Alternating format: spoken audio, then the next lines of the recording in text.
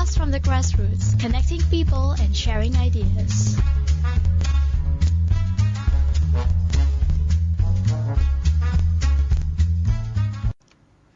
Hello and welcome back to Durian ASEAN. You're with Gowri. And this is Grace. Welcome back. And today, of course, it's a Monday, which means we have our weekly partnership with KLEFF. And that will be culminating this week, actually, end of this week. And in line with that, we have a couple of performers who have joined us in the studio today. But one of them is just running a little late. But, of course, we have Froya with us, who is a singer-songwriter. And let's say hello to her. Hello. Hi. How are you doing? Good. A little bit too early for me. Well, being musicians, of course, I totally do understand It's that only part. for all of us, actually. You just need this Nescafe. I don't have palpitation. I don't want to Right, have palpitation. okay. Oh, again, Gowri is promoting Nescafe again and again. So, Froya, maybe you can tell us a little bit about yourself. What do you do? How long have you been in music? Okay. I used to be a classical music student, like classical piano, and then I guess since I was small, I wasn't really wanted to follow the book, like to play just what's written. So I started to write my own music when I was 19, and I was hooked after that. Like I think songwriting and creating music is my kind of thing. So after that, I just studied music at Icon. Same with you, right? Oh, okay. And then after that, I got a job as a full-time music composer at Maverick Studio. At the moment, we're doing a lot of music composing for jingles and radio commercials, TV commercials, and film scoring like that. So you're more into writing jingles and the songwriting stuff. Yes, that's my passion. Yeah. And you also do have your own band. Yes, Froya is my kind of a hobby thing, and now I think it's picking up, so I'm glad. I think it always picked up even long time ago. Yeah. and you performed for Guinness Amplify as well. Yes, just last week. Last 2 weeks, I think. Yeah. Last 2 weeks. Yeah. And how was that experience? It was great. I mean, first of all, we got a lot of publicity. You Definitely, know? yes. Definitely. It's like this whole showcase thing is to promote local talent and singer-songwriter, and which is really great. And I'm really honored to be invited to be part of it. Yeah. So how did you get involved with KLEFF? Actually, I got an email from Fatil. And then he actually invited me and said he would like Froya to be part of this. So I said, and check out what is KLEFF about, and I just felt like, wow, it's a really, really meaningful event. And so I just say, yes, okay, I'll just perform for this coming So Sunday. there are other performances also with you who will be sharing stage with you on that day. So how are you feeling about this? I mean, all those acts that I saw from the poster, they're amazing. All of them are great musicians and performers. Yeah, one of them, like Ali Ayman, he's like Berkeley student. Yes. And the Venopian Solitude, great talented girl. And we have Bizu as well. Bijou as well, yeah. So if I'm not mistaken, you've released your album. No, just EP. That's just the EP that's though. The EP. Mhm. Album's coming up. Coming up, yeah. Right, thank you very much for your EP, by the way. No worries. I can sign it later if you want. Yes, for sure, yes. So for this particular event, the festival, any particular songs that you would love to introduce to the public? For this event? Yes. I think it's going to be like a 20-minute set, right? And I'm going to do a mixture of some happy songs. And one of them will be in this EP. It's my first single, Fries and Cream. It's about do whatever you want. Right. Just be happy That's about why it. it's fries and cream, not ketchup or something. Yeah. And then maybe I'll play one of my upcoming album will be titled Panic Bird. Panic Bird. So I'll definitely play that song. So Panic Bird is about getting lost in a big world and trying to search for that safety nest. So yeah. And is there a particular story that is behind your EP, or did you just put together 3 different songs? Yeah, I'm just put together 3 different songs. It's like a teaser for the what's coming up in the album. But that one will have a specific theme? Yeah, Panic Bird. Yeah, I think it's more like a event in my life during my youth, kind of. I'm searching for my dreams and searching for a safety nest kind of thing. It's almost like about my struggles and everything. So it's gonna be dark, dramatic, and happy sometimes. It's just like events that happening in your diary, sort of. Yeah. And what, you mentioned earlier that you didn't really want to stick to the books and you started writing your own music. But was there at one point where you realized that that's it, I'm not doing this, I'm going to become a musician, I'm going to focus on music? Was there any event that sparked? Well, I don't know. Maybe looking at my parents, because I think... were your parents in music as well? No. They were like... I would say they were... they studied graphic design, something like art as well. They're doing creating work, but it's more like... it's more like a business thing for them, because my dad has a company, like a graphic designer company. My mom's helping him as an accountant. So I just felt like it's a little bit boring to me. Okay, so you actually rejected it. It was not really an inspiration. My dad taught me how to paint when I was small, and pretty much he was expecting me, I think, to take over his company or something like that. But I just couldn't see myself sitting in an office and just, doing all this. That was just stuff. Not for you. No, right. So I just felt like I'm more like a free soul. I need to create something. I need to be, running around doing stuff. So I chose music. So you wanted more of field work, like you go outside and be dynamic in what you do. Yeah. That's pretty amazing. Well, what I want to ask you is, a lot of people these days, they, especially in terms of music, they always complain that it's hard to survive in music in Malaysia, especially. But you have a full-time job in music itself. So do you think that you got lucky, or did you have to work hard for it? And do you think it can happen to everyone else?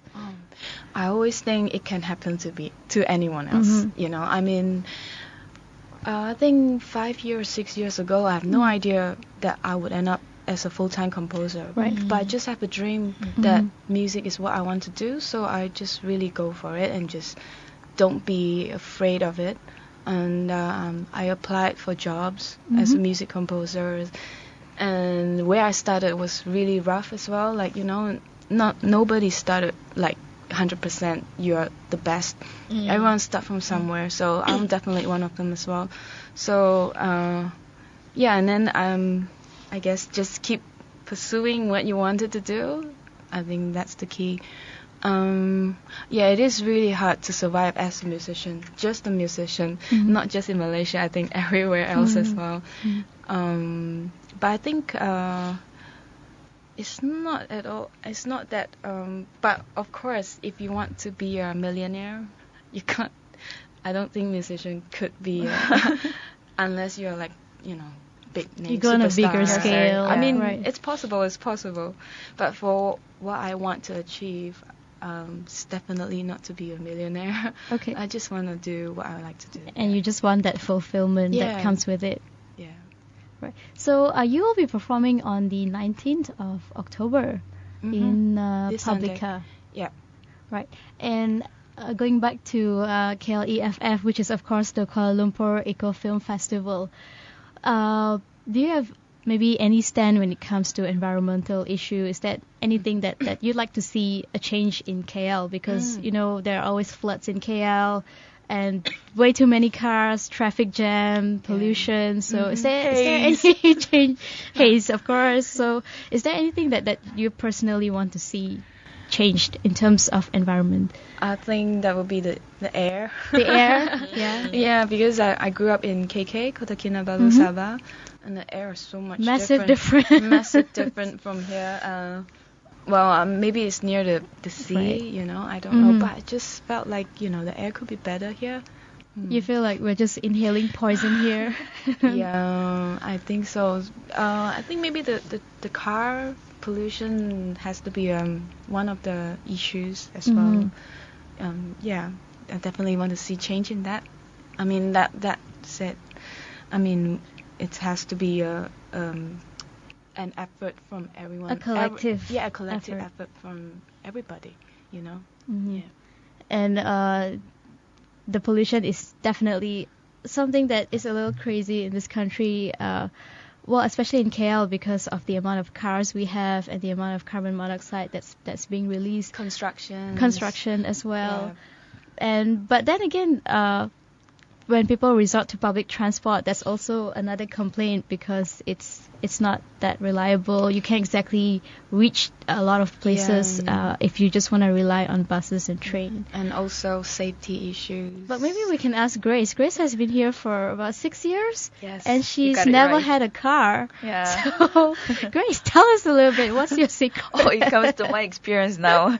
Well, I've always used the public transport or taxis. Right. Yeah, and then I do support taxis in Malaysia. No matter all those negative feedbacks from the public, they said it's not convenient. The taxi drivers are rude, but again, it comes with sort of communication skills, you know. Right. You should be kind to them, then they will be kind back to you. Yeah. So are you saying Malaysians are not kind? I mean, they are really kind people compared to my own people. I'm sorry, but they are, yeah. And the taxi drivers, they are not exceptional in this case, but they could be tired from work because they have to face people almost every day, and it's different clients to them. So you never know what had happened, you know, before I actually ride the taxi with him. So just be kind and say, "How are you?" And then they will just change their attitude. Say, like, "I'm good," and then like, "Where would you like to go?" I mean, even today I was late, but then I came here by taxi. He was super duper kind to me, and I was like, "Oh, thank you so much." Yes. Maybe So- because you're pretty. don't say probably that. plays a huge factor as well. Oh, don't say that. Yeah, but then in terms of environmental, yes, public transport in Malaysia is not that convenient, to be honest. So with the construction of the MRT going on, I hoped to see improvement and change. Yeah, but then I also felt that there are lots of private cars in Malaysia, lots of because just because public transport is inconvenient, people just tend to buy cars and they drive around, and that would definitely do contribute to the air pollution. So that's one of it. And to the traffic jam, and then that in turn causes stress Yes. to people. And So that causes a health problem, arrive right? at work and they're angry and they're stressed out and they're in a bad mood. For sure, yes. And maybe let's go back to your music a little bit. What are your future plans apart from your upcoming album? Do you have plans to maybe break into Southeast Asia? You know, that Yeah, market? definitely outside from Malaysia. Yeah. I hope. But I just have to find that connecting person, like, Right. it's about Have you know. traveled? I mean, have you performed outside of Malaysia? Yes. Yeah. Singapore. Okay. Yeah, I was at the Baby's Festival last year. Oh. Yes. Would love to go back to Singapore again. Really like the scene over there. But how was the feedback from the audience? Good. I mean, I sold a lot of EPs over there. Oh, and, that's great.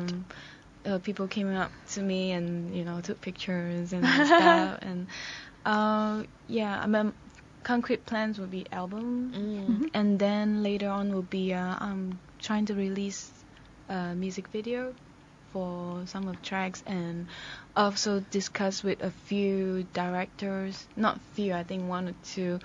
They are really interested in making some of the music video for some of the songs in the album. So it's not like a big project, like a big production music video. It's just like a really, it's just like a really simple clip. Oh, that sounds great. And I didn't ask you actually, how would you categorize your music? It's a little bit of like folky pop. I'll say pop. you Pop, know. right. Yeah, pop. How would you? Very fun pop. Right, so we have our second guest who just Sorry I'm late, joined thank us. you, Min. That's okay. The jam is crazy. We were just discussing about Yes, that. definitely. So hi, Hi. how are you doing? Not good because I'm late. So give us a little introduction to yourself and the kind of work you do. Introduction. I am Takahara of the Venopian Solitude, and I'm not sure what kind of work I do, but that's that. Full-time- But you will full-time be artist. performing at KLEFF as well. Yes. So how did you get in touch with KLEFF? Wait, I have to recall everything. Drew from Echo Nights have been listening to my songs Okay. on Bandcamp, the crappy ones, and he happened to just like invited me to this Anugerah Hijau launch, and we performed there for a bit, and then they actually liked us and wanted us to perform for KLEFF. Right, okay. And tell us a bit more about your band. And it says here that your genre is experimentative. Yes, Such a that's a mouthful. made-up word. I'm not sure how to explain my band because it's basically me alone, but with backing, Right. what do you call that, sessionists. And it's if I were to put it simply, it's basically just loud, annoying music. No. Well, we like loud, annoying music here, so you're good. Okay. Yeah. So, do you sing? Do you play? When you said your band is mostly you, do you do most of the work? Depends on the gigs that we perform. Sometimes I perform with a band, sometimes I perform alone. When I'm with a band, I would usually do the singing only lah. Okay. And when I'm alone, I would do everything else, just live looping and trying to make sense of things. So for this particular festival, right, the Kuala Lumpur Eco Film Festival, what's your view on this festival? Because this is all about the environment. I really like it because it's not often that we have something environmental for us to promote. Because usually you have good vibes and the windscapes and all that, and for some reason they do at these environmentally friendly places. Like last year they did it at Serdang and Urbiscapes. So that's I guess that's how they approach the environment thing lah. But the KLEFF, Kuala Lumpur Eco Film Fest is, aside from it having films and music and stuff, it just like combines everything into one place, which really helps. So if I were to ask you or give you one small challenge, right, for this particular festival, and that this is all about environment. So I ask you right now, write a song, like 30 seconds of about environment. What kind of topic would you choose? Because there are so many topics that can deal with environmental stuff. Okay, Yeah. me first or? Whoever can. Probably you first because she's been here for a while. Okay. Sorry again for being late. Well, I actually wrote 2 songs, 3 I think, about the environment. And I usually perform this one song. It's called Mother Nature and Father Man-Made, where it discusses about how us as humans are corrupting, degrading the ecosystem and stuff. That sounds pretty deep. Yeah, it sounds deep and it sounds very, very... Tak senonoh. I don't know how else to explain it. Father Man-Made. Yeah. I'm titled by a title. But what inspired you to write that song from the first place? I think I can't remember what, but it was probably the rain. It's usually it's always the rain for some reason. And is there? We were asking Froya earlier as well. In terms of Kuala Lumpur, we have a lot of problems here environmentally. So, what is the one thing that you feel very strongly about that you want to see changed? That you just wish was different? I want KL to have a very, very efficient public transport system, especially trains lah, or trams, anything that doesn't uses fuel, that uses electricity, because the amount of cars that in Kuala Lumpur right now, like are registered in KL right now is huge, and the rate that it's going, just looking at the plate numbers, WA, and just look at, wow, the WAJ and the WAL, something like that. Right. It's like that's actually frightening for me to just like observe that just from looking at the plate numbers, and I just hope the public transport system would be very, very efficient. And how did you get here this morning? Car. I have to. Yeah. How about you, Froya? Yeah, I drive. No, as in like, if I given a chance to, I still haven't got over that topic, so. Yeah. What am I gonna say about? What would you write a song? Well, lyrically, I would just do. I think. Well, I don't know. It's probably too early for me to create anything, but I mean, if I were to write lyrically, I would just because I think the main contribution to environmental issues is mainly the human themselves. Definitely. The feeling of thinking you yourself is separated from the environment, but we are not. We are actually part of. Where we live, really, really important. Close. We're related. We're actually interrelated. So, the feeling of, I think that is ignorance. So, I would write about something about humanity. The ignorance about and the Something like what Michael Jackson did with the Earth song. Yeah. About how we're destroying the planet. Yeah, there's a lot of way to write about it. Yeah, but definitely gonna attack the humanity. Gonna attack the human. So, do you have any EP, any album coming up or in the process? I have an album that I forgot to bring because my car broke down this morning. Darn it. Aww. We released it earlier last March. Last March. How was the response? The response was, I don't know. Good. It's good. Good. Yeah. I love her stuff. Oh, that's I great. love her stuff. Have you guys met before? Yes. Yeah. We So met you know at- each other. We met at KLEFF. That's the KLEFF, first yes. time Right. we met. Yeah. Oh. Saim Dabi. Oh, Time right. W the S Time Fest, W yes. S Fest. And her songs, she gave me a free EP. Sorry, guys. She gave me an EP. And I cannot stop listening to it for like days. Just like bopping my head. Oh, Just you have like your dancing biggest in the fan crowd. here, right here. Yes. We mutually admire each other. Right. Aw. It's always a good thing to support each other. Yeah, Exactly. we have to. Yeah. So do you have any upcoming gigs in the next couple of weeks, apart from KLEFF, of course? This Wednesday I have a special performance with Zach Yusof from Free Deserters at Merdekaya. Okay. Not sure how that's gonna turn out. I feel really unprepared, but yeah. And then Sunday I have KLEFF, of course. Right. And then Sunday at night I have performing for Pestle and Mortar. 2 gigs in a row, so yeah. So it is. That's fun. What about you? I have a gig at Kuala Lumpur kita punya Dataran Underground on the Saturday, and then KLEFF, and then I'm trying to recall everything. Too many. Too many gigs. I think that's too it. famous. I think that's it for this month. Right. So you'll be performing this Sunday as well. Yes. In KLEFF. So all the best to the both of you. Thank and you. all the best Thank to you. KLEFF as well. It's been a long journey, and it will be. Yeah. I don't want to say climaxing this week. I can't find the word. But definitely for this festival, you get to see lots of stuff like activities and workshops and the films, and also including music performances.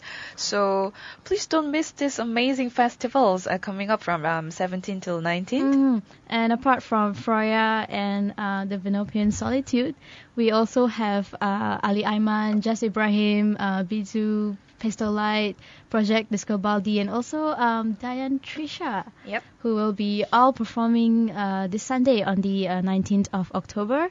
So thank you so much, guys, for coming in today and joining us in our studio. Thank you so much. So sorry, you can kill me now because I was late. Don't worry.